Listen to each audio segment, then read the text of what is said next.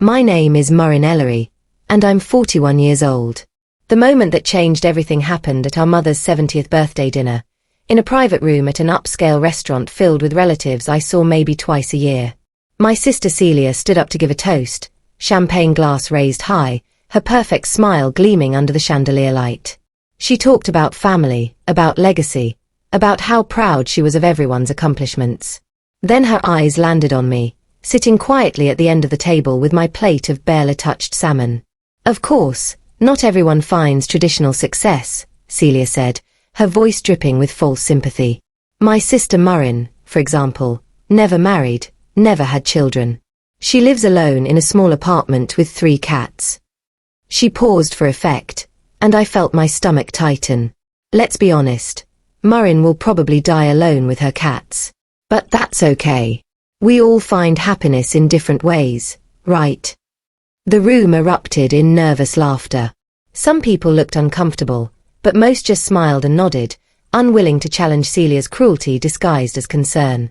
I sat there frozen, my face burning with humiliation, trying desperately to keep my expression neutral. I wouldn't give her the satisfaction of seeing how deeply she'd wounded me. But across the table, Celia's husband Rowan was watching me with an expression I couldn't quite read.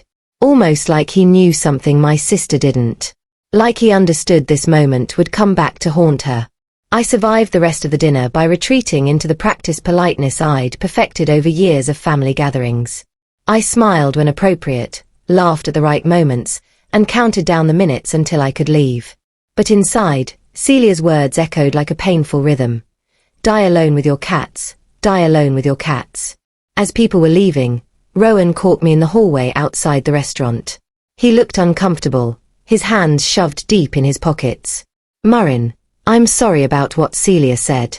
That was inappropriate. I shrugged, trying to seem unbothered. It's fine. She's always been like that. It's not fine, he said firmly. Then he lowered his voice, glancing back toward the restaurant to make sure Celia wasn't coming. She doesn't see you clearly. She never has. Before I could respond, he added something that made my instincts sharpen. Things are complicated right now.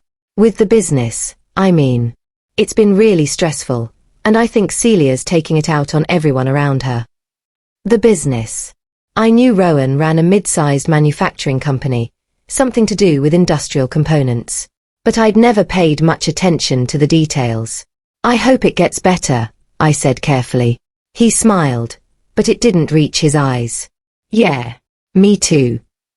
As I drove home that night, his words replayed in my mind.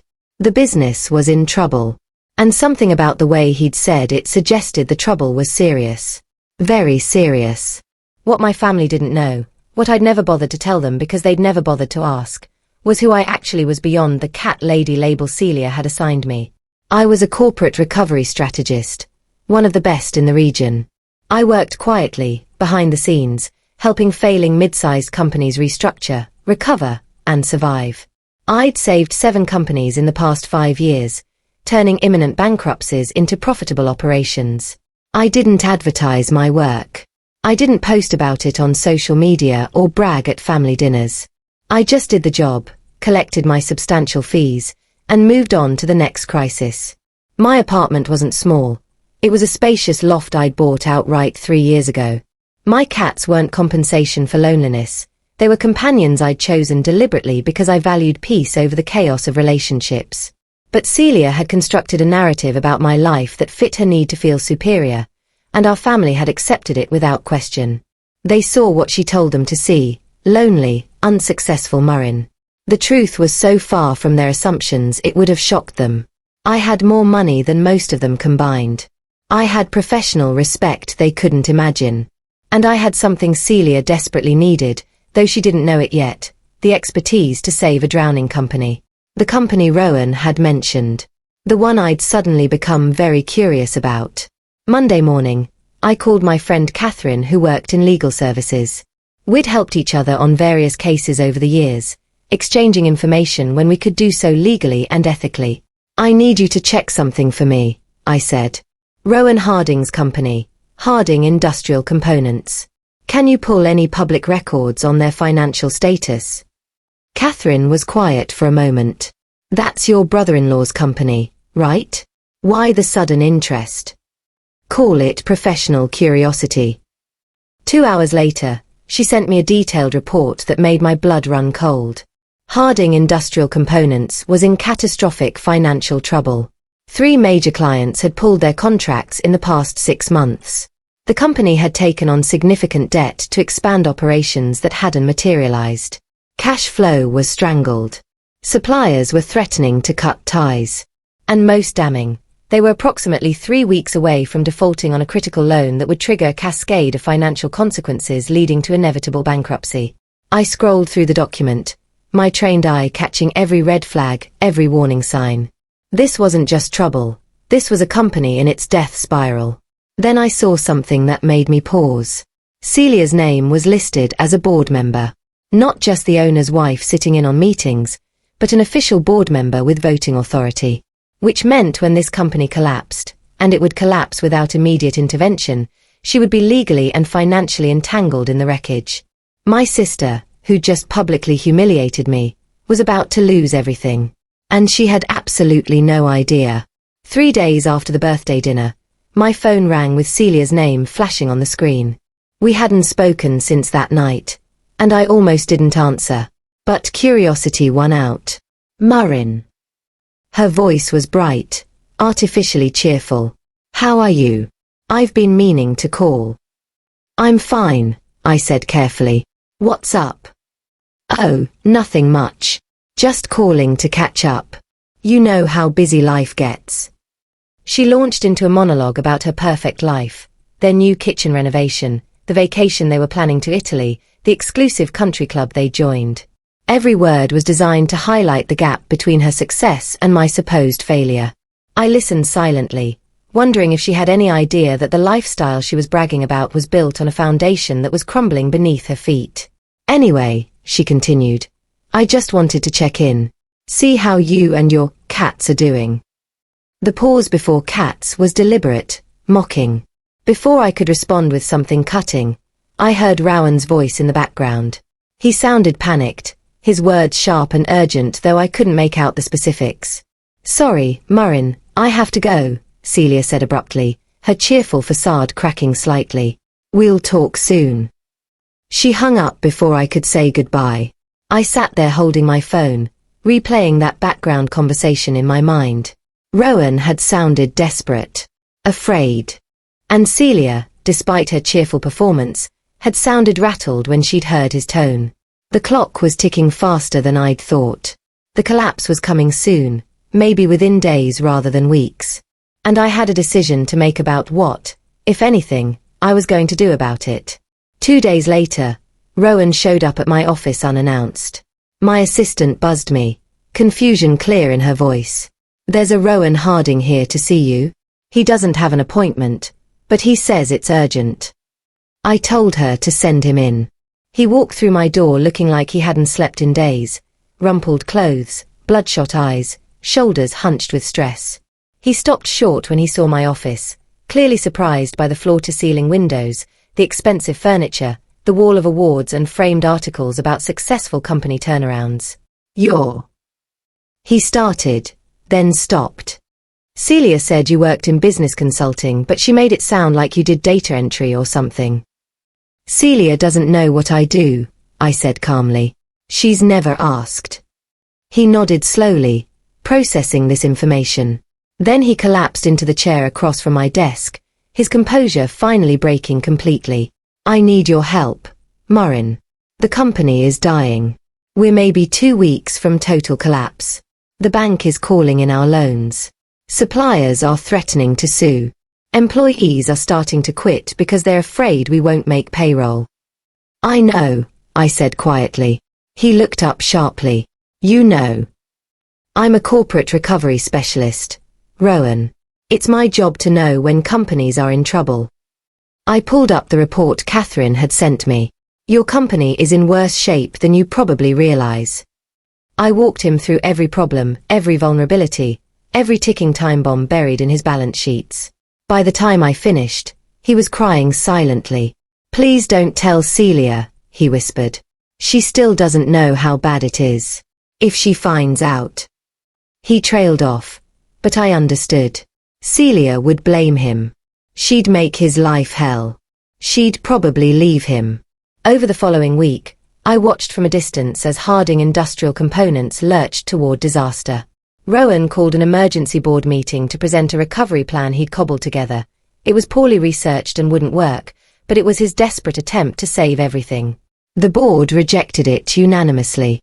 They'd lost faith in Rowan's leadership and were now looking for outside investment, preferably someone with deep pockets and restructuring experience who could take over operations and save what remained of their company. I knew this because one of the board members called me directly. We'd worked together on a previous recovery, and he'd kept my card. Murrin, I'm not supposed to tell you this, but Harding Industrial is going under. The board wants to bring in outside money. Are you interested in reviewing the situation? Send me everything, I said. I'll look it over. What he didn't know was that I already had most of the information. What I needed now was to understand if this company could actually be saved, and if saving it was worth the personal complications it would create. Because if I took this job, I'd be saving my sister's financial future. The same sister who'd publicly humiliated me. The same sister who'd never once asked about my life or acknowledged my accomplishments. The same sister who thought I was dying alone with my cats. I spent 3 days analyzing every aspect of Harding Industrial Components. The conclusion was clear. The company was salvageable. It had good bones, solid contracts in the pipeline, and quality employees. It had just been catastrophically mismanaged. I could fix this. But I'd have to do it in a way that protected myself from the inevitable family drama. I created a new LLC, Ellery Recovery Solutions, using my middle name to avoid immediate recognition. I prepared a comprehensive recovery proposal, complete with brutal honesty about what was wrong and what needed to change. My terms were non-negotiable: full operational control, removal of incompetent board members, and complete restructuring of the financial systems.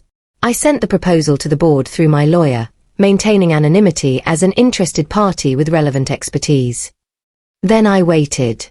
3 days later, my phone buzzed with a text from Celia. Murrin, this is awkward, but could you possibly lend me $6,000? Just until our bonus hits next month. I'd really appreciate it. I stared at that text for a long time. $6,000. For someone about to lose everything, she was still spending like nothing was wrong. She had no idea that there would be no bonus next month. There would be no company next month if something didn't change immediately. I didn't respond to the text. Instead, I focused on my proposal, making sure every detail was perfect. Because I was going to save her company, not because she deserved it, but because it was the right thing to do and because I was good enough to pull it off. But I was going to do it on my terms. And Celia was going to have to swallow every bit of her pride when she finally understood who'd rescued her from disaster. That thought shouldn't have felt as satisfying as it did. But after years of her condescension and mockery, I allowed myself this small moment of anticipation. The following Sunday, there was another family brunch. I almost didn't go, but something pulled me there, maybe morbid curiosity about how Celia was holding up under the pressure she didn't yet fully understand. She arrived late, making an entrance as always, wearing an expensive dress I recognized from a luxury boutique. She kissed our mother's cheek, greeted everyone warmly, and slid into the seat next to mine. Murrin, she said with false warmth. How nice of you to join us. I was just telling everyone about our Italy trip. 3 weeks in Tuscany. You should see the villa we booked. It's absolutely stunning. I smiled neutrally and said nothing. Rowan sat across from us, his face grey with stress, barely touching his food. Celia didn't seem to notice his distress, or she was deliberately ignoring it. Of course, Murrin probably hasn't travelled much, Celia continued, addressing the table. She's so focused on her work and her cats. She laughed, and a few relatives chuckled along nervously. Then Celia's phone rang. She glanced at it, frowned, and ignored the call. It rang again. And again. Finally, Rowan's phone started ringing too. He looked at the screen and went even paler. I need to take this, he muttered, standing abruptly and walking outside. Through the restaurant window, I could see him pacing, his free hand pulling at his hair as he talked. His body language screamed panic. Celia watched him, her confident facade finally showing cracks. "Is everything okay?" our mother asked gently. "Everything's fine," Celia said quickly. Too quickly. "Just work stuff. You know how demanding business can be." But she looked scared for the first time since I'd arrived. And I knew, the creditors had made their move. The collapse had begun. Over the next 3 days, I watched Harding Industrial Components implode in real time. 2 senior employees quit publicly, posting on LinkedIn about the company's financial instability and poor leadership. 3 suppliers filed breach of contract claims. And most devastating, the company's largest remaining client pulled their contract, citing concerns about Harding's ability to fulfill orders. Rowan called me 7 times. I didn't answer. He needed to understand that this was business, not family emergency services. He finally sent a text, "Employees are walking out. Everyone knows now." Celia still doesn't understand how bad it is. She keeps talking about the Italy trip. I don't know what to do. Followed by, "I'm sorry. For everything. For not defending you at that dinner. For letting Celia treat you the way she does. You didn't deserve any of it." And finally, "My wife can't know how close we are to losing everything. She'll blame me. She'll leave me. Please, Maureen. I know I have no right to ask, but please help us." I read those messages 3 times. Then I sent a single reply, "The bank will freeze your accounts within 48 hours. I suggest you prepare Celia for what's coming." His response was immediate, "How do you know that?" I didn't answer. The next morning, Catherine called. "The bank handling Harding Industrial's loans just requested my firm evaluate the company's recovery potential.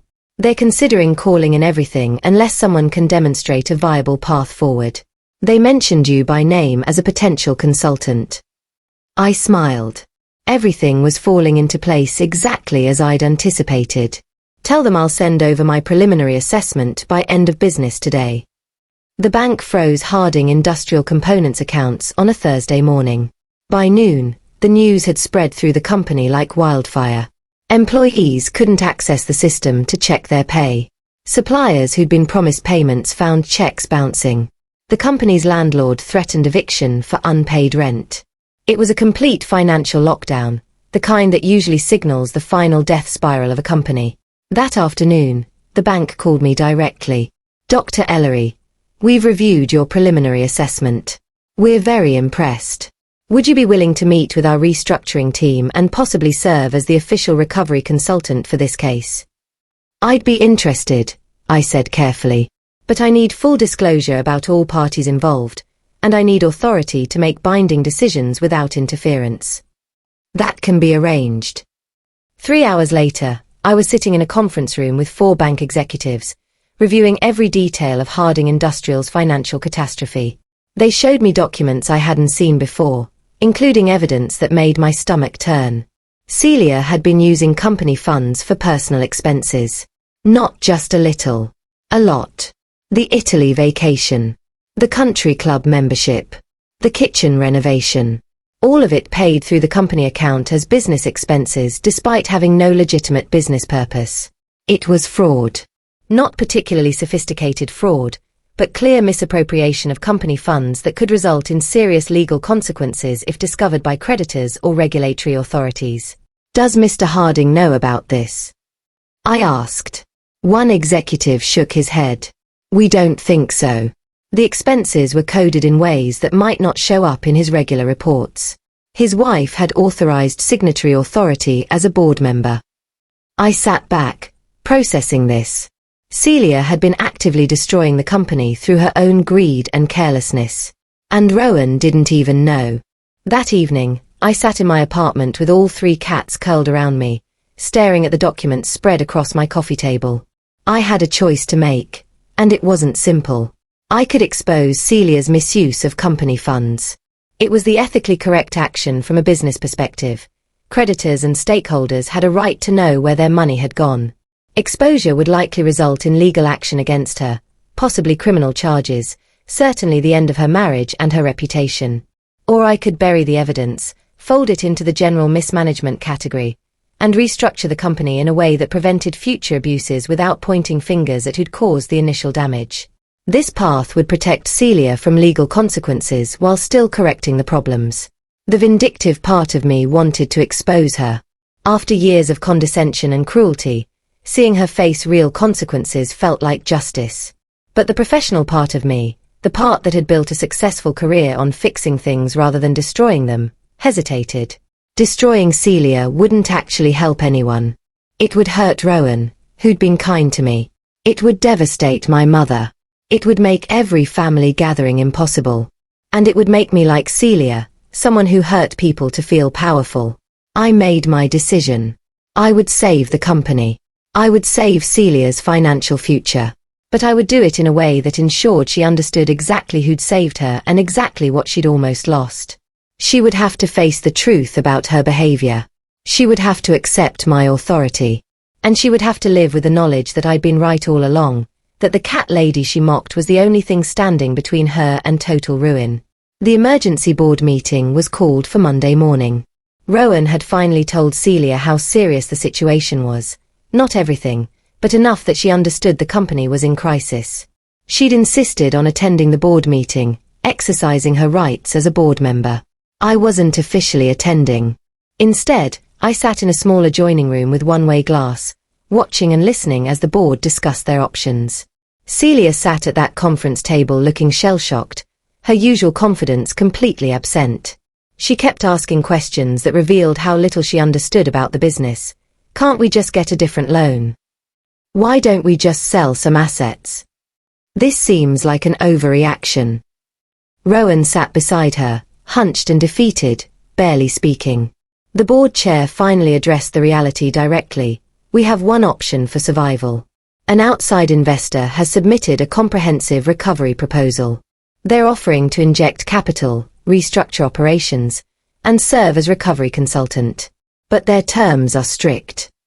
He read through my demands: complete operational authority, removal of specific board members who'd proven ineffective, elimination of all non-essential expenses, and full transparency in all financial matters going forward. This investor knows our business better than we do, the chair continued. Their proposal is brutally honest about our failures, but it's also the only viable path forward.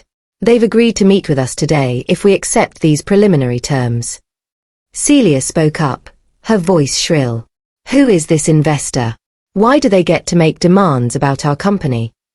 Because we're bankrupt without them, one board member said bluntly. Because they're our last chance. The vote was unanimous. They would meet with me. I gave them 30 minutes to prepare, letting the anxiety build. Then I walked through the main conference room doors, dressed in my best suit, carrying a leather portfolio with my comprehensive recovery plan. The room went completely silent. Everyone turned to stare. Celia's face went through a remarkable transformation: confusion, recognition, disbelief, and finally horror. Murrin, she whispered. What are you doing here? I smiled professionally and took the seat at the head of the conference table. I'm the outside investor. Ellery Recovery Solutions is my firm. I'm here to save your company. For a moment, nobody spoke. Then chaos erupted. Celia stood up, her chair scraping loudly. This is impossible. She stopped herself, but we all knew what she'd been about to say. You're a cat lady. You're unsuccessful. You're nobody. I'm a corporate recovery specialist, I said calmly. One of the most successful in this region. I've saved 7 companies over the past 5 years. Harding Industrial Components will be number 8, if you're willing to accept my terms. I opened my portfolio and distributed documents to each board member. Detailed analysis of every problem, every solution, every requirement for success. Rowan was staring at me with something like awe. The other board members were reading rapidly, their expressions shifting from skepticism to impressed interest. Celia just sat there, frozen, as her entire worldview collapsed around her. These are my non-negotiable terms, I continued, directing my words to the board rather than my sister. I require full operational control for the restructuring period. All major decisions go through me. And I require immediate changes to the board composition and financial oversight to prevent the kind of mismanagement that created this crisis. I looked directly at Celia. Some of those changes will be difficult, but they're necessary for survival. I spent the next 30 minutes walking the board through my recovery plan. It was comprehensive, detailed, and brutally honest about what had gone wrong. I didn't explicitly name Celia as the source of the misappropriated funds. I buried that information in the general poor financial controls category. But anyone paying attention could follow the trail. The board members asked sharp questions. I gave sharper answers. Every objection I'd anticipated, every concern I'd already addressed in my documentation. By the end of my presentation, it was clear that I knew more about their company than they did. I need a decision today, I said finally. If you accept my terms, we start work tomorrow. If you decline, I withdraw my offer and you proceed toward bankruptcy without me. The board chair called for a vote. It was unanimous in favor, except for one abstention. Celia didn't vote at all. She just sat there, pale and silent, as everyone else chose to hand control of her husband's company to me. After the vote, I distributed the contracts. I'll need signatures from all current board members, I said, including those who will be stepping down as part of the restructuring. I slid a specific document across the table to Celia. It was her resignation from the board, effective immediately. Her position would be eliminated entirely. She looked at the paper, then at me, then back at the paper. You're removing me, she whispered. I'm restructuring an ineffective board, I corrected. You don't have the expertise or experience necessary for this position. Your role will be terminated as part of the recovery process. You can't do this to me, she said, but her voice lacked conviction. She knew I could. I had just proven it. Sign the document, Celia, Rowan said quietly. Please. She picked up the pen with shaking hands and signed her name, essentially handing me complete authority over her financial future. The contracts took 2 hours to execute completely. Each board member signed, some enthusiastically, others reluctantly.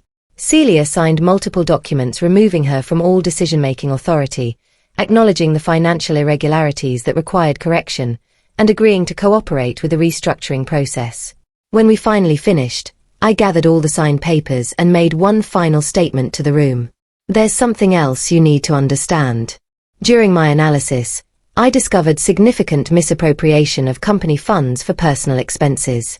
This behavior could result in serious legal consequences for the responsible parties if creditors or authorities investigate.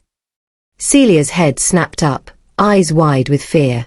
However, I continued, I believe these issues arose from poor financial controls rather than deliberate fraud. If we restructure properly and the funds are repaid, I see no reason to pursue legal action or public disclosure. I looked directly at my sister. But understand this, the money must be repaid in full. All personal expenses charged to the company will be itemized and billed back to you. You'll sign a repayment agreement before leaving today. She opened her mouth to protest, then closed it again. She finally understood the position she was in. I had proof of her financial misconduct. I had the authority to report it or bury it. Her fate was entirely in my hands, the hands of the sister she'd called a cat lady, the sister she'd said would die alone. How much? She asked quietly. $73,000 over 18 months, I replied. Plus the board will require your signature on a personal guarantee never to seek financial authority in this company again. She looked like she might be sick, but she nodded and signed the repayment agreement without another word. As the meeting ended and people filed out, Celia remained seated, staring at the pile of contracts she'd just signed.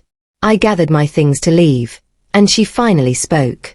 You've humiliated me, she said, her voice breaking. You've destroyed my reputation. I paused at the door. No, Celia. You humiliated yourself. I just cleaned up your mess. The official announcement went out the next morning. Harding Industrial Components had secured critical investment and recovery support from Ellery Recovery Solutions. Restructuring would begin immediately under new management. The press release emphasized the investor's proven track record and the company's commitment to emerging stronger. It was professional, optimistic, carefully worded to restore confidence. What it didn't mention was that the investor was the owner's sister-in-law. That detail came out anyway, of course. Industry publications picked up the story, fascinated by the family connection and the dramatic rescue. By afternoon, reporters were calling both companies for comment. I gave one carefully crafted statement: family businesses face unique challenges.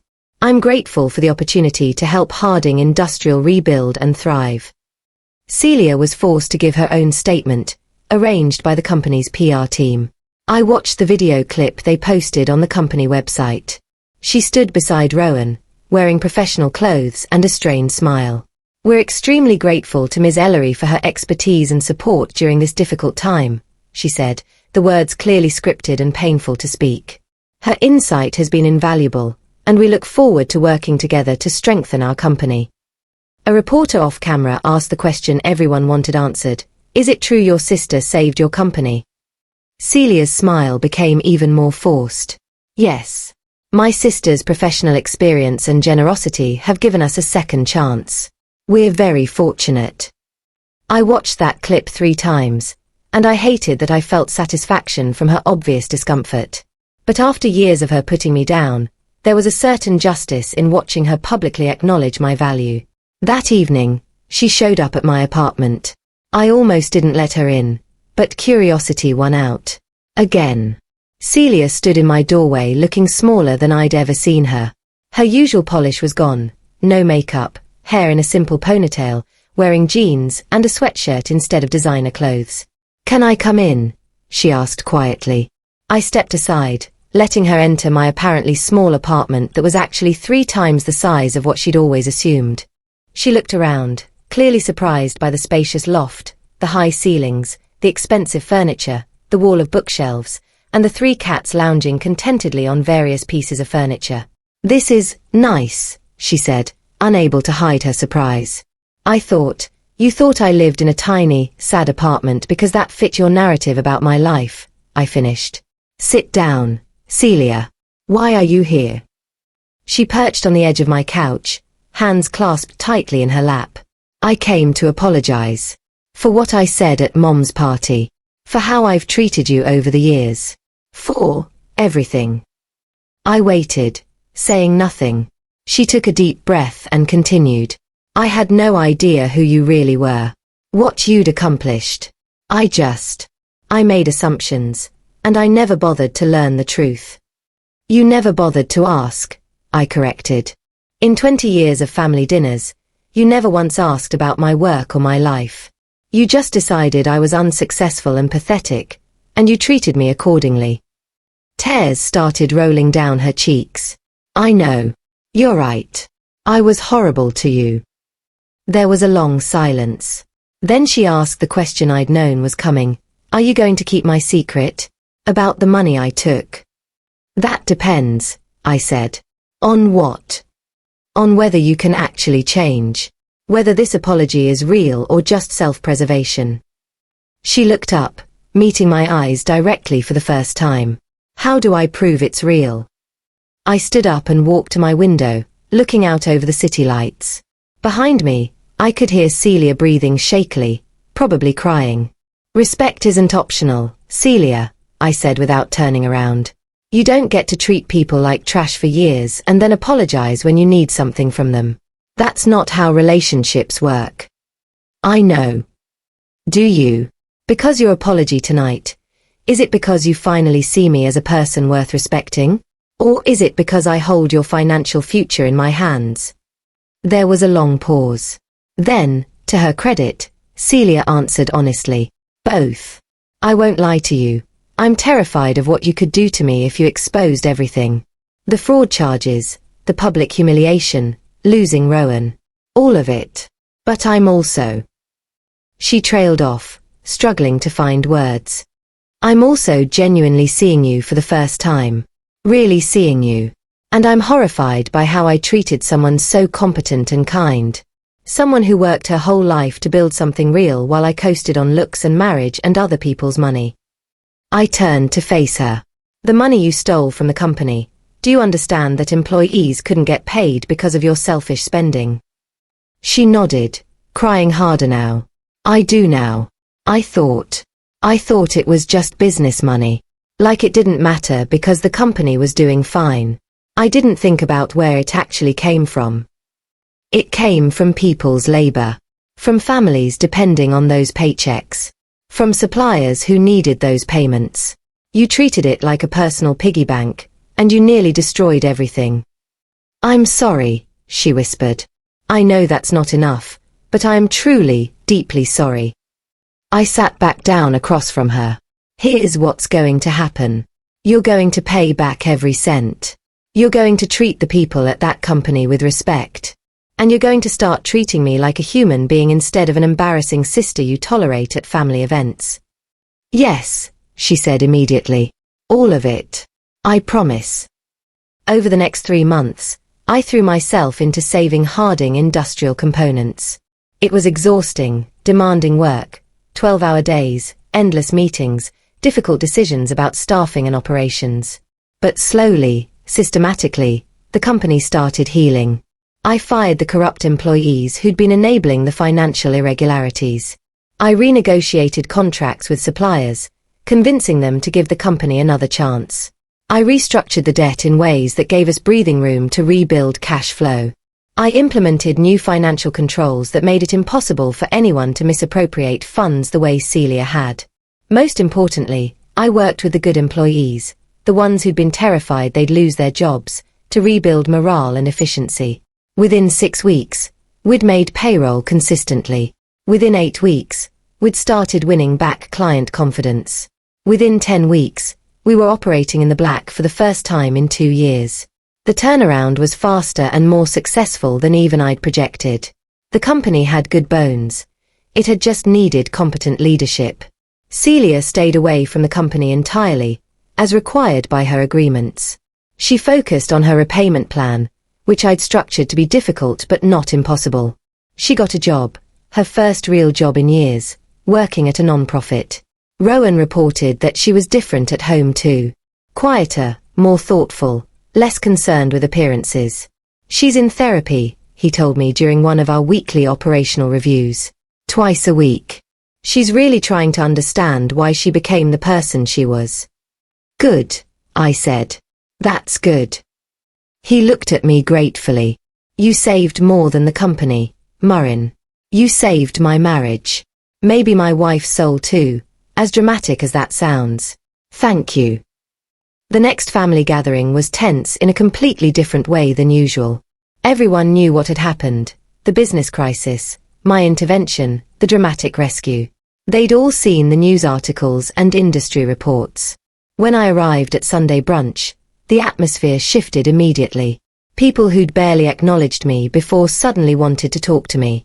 Uncles asked about my business. Cousins complimented my work. Aunts mentioned they'd read about me in business publications. It was surreal and uncomfortable, this sudden recognition after years of being invisible.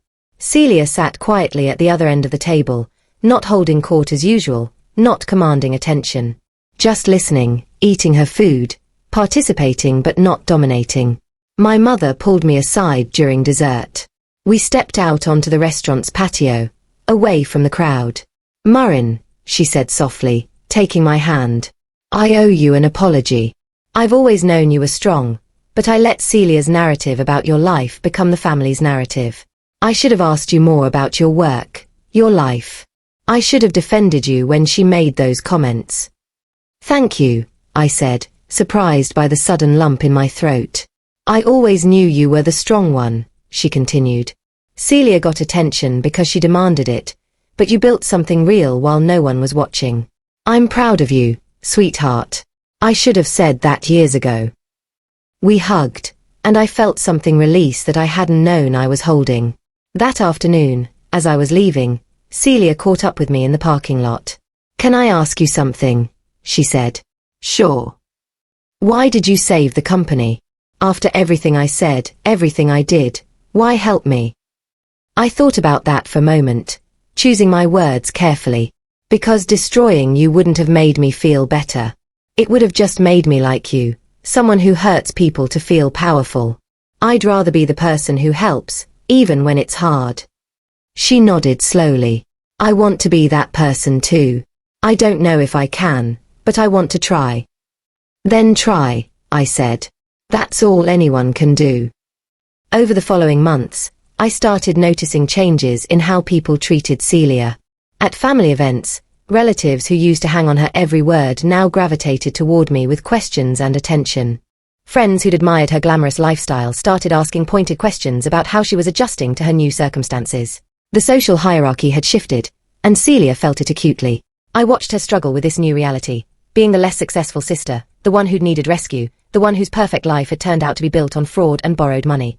At one particularly awkward gathering, I overheard two of her former close friends whispering, "Did you hear Murrin basically saved their entire company? Celia would have lost everything without her." I always thought there was something off about how Celia talked about her sister. Turns out Murrin is the successful one. Celia was standing close enough to hear. I saw her face crumple slightly before she excused herself to the bathroom. I found her 10 minutes later, sitting in her car in the parking lot, crying. I knocked on the window. She jumped, quickly wiping her tears, but rolled down the window. "I know what you're thinking," she said. "That this is what I deserve. That I'm finally getting a taste of my own medicine." I leaned against her car. "Actually, I was thinking that this must be really hard for you." She looked up, surprised. "Everything you built your identity on has been stripped away.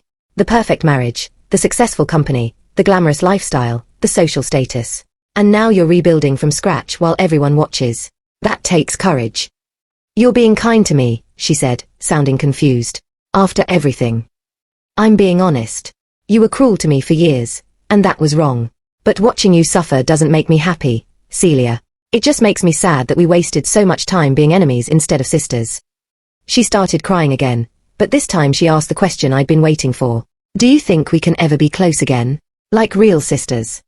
I didn't answer immediately. The question deserved real thought, not a quick platitude. After a moment, I said, "I think we can build something new. Not what we had before, because that was broken from the start. But maybe something better." "What would that take?" Celia asked. "Honestly, a lot of work. You need to keep going to therapy. Keep examining why you treated people the way you did. Keep working on your repayment plan. Keep showing up as a better version of yourself, consistently, over time." I paused, then continued. "And you need to stop belittling other people to feel better about yourself. Not just me, everyone. The waitress you're short with, the cashier you ignore, anyone you see as beneath you. That pattern needs to end." She nodded, absorbing this. "What else?" "You need to apologize sincerely to people you've hurt. Starting with Rowan. He's been carrying the weight of your spending and your attitude for years. He deserves to hear that you understand what you put him through." "I have apologized to him," she protested. "Have you? Or have you just said you're sorry while expecting him to immediately forgive you and move on?" She was quiet. "Real apologies don't demand immediate forgiveness," I said. "They acknowledge harm, take responsibility, and commit to change without expecting anything in return." Celia wiped her eyes and looked at me directly. "I will do all of that. The therapy, the apologies, the work. Whatever it takes. I don't want to be the person I was anymore." "Then don't be," I said. "Choose to be different every single day." She took a shaky breath.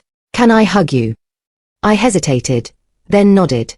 She got out of the car and hugged me tightly, crying on my shoulder. It wasn't forgiveness.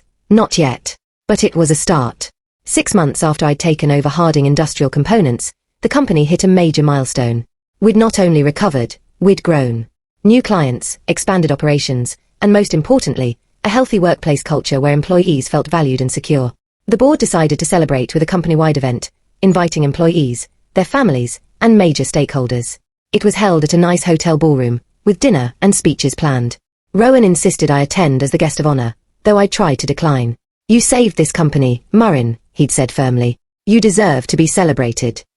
When the speeches began, Rowan spoke first, talking about the company's journey from near-death to thriving success. Then he introduced Celia, who would say a few words as the owner's wife and former board member.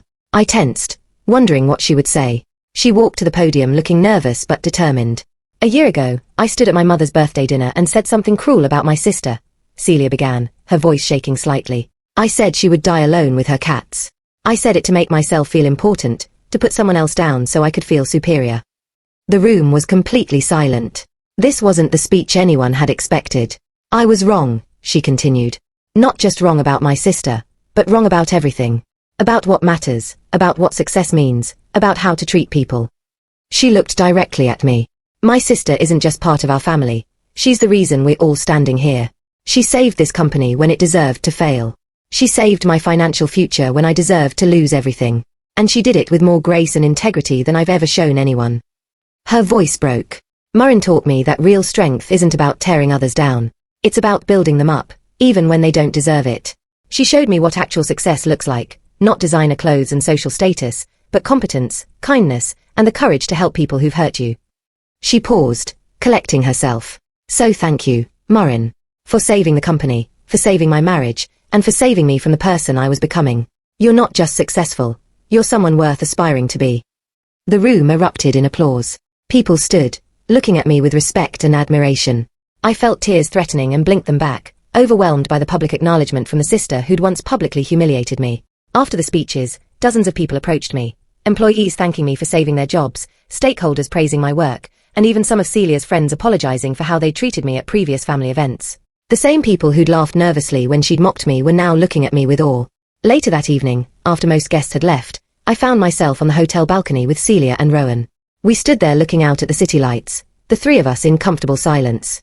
I hired 2 more cats, I said suddenly. They both turned to look at me, confused. What? Celia asked. I adopted 2 more cats last week, I explained. So now I have 5. I saw them at the shelter and couldn't resist. I smiled at my sister. You said I'd die alone with my cats. You were half right, I do plan to have cats. But I won't die alone. I have friends, colleagues, family who actually care about me. I built a life I'm proud of, with or without your approval. Celia laughed, a real, genuine laugh without any edge to it. Of course you did. You're Marin Ellery. You don't need anyone's approval. Neither do you, I said. That's what you're learning, right? That your worth isn't determined by social status or other people's opinions. She nodded slowly. Yeah, it's harder than I thought, but I'm learning. Rowan raised his glass. To Marin, who saved my company, my marriage, and taught me that the quiet people are often the strongest ones. We clinked glasses, and for the first time in our adult lives, Celia and I were actually sisters. Not perfect. We still had years of rebuilding ahead of us. But real. Honest. Equal. A few days later, I was working in my office when my assistant buzzed me. There's a journalist here from Business Weekly. They want to interview you about your recovery work. I smiled, remembering the woman at that birthday dinner who'd been told she'd die alone with her cats. That woman had been underestimated, dismissed, and mocked. But she'd been building something real the whole time, brick by quiet brick. Success doesn't always look like what people expect. Sometimes it looks like a woman living alone with 5 cats, running a company worth millions, and having the strength to save the sister who tried to destroy her. That's exactly who I'd become. And I'd never been more proud of myself. The cats, curled up on my office couch, seemed to agree.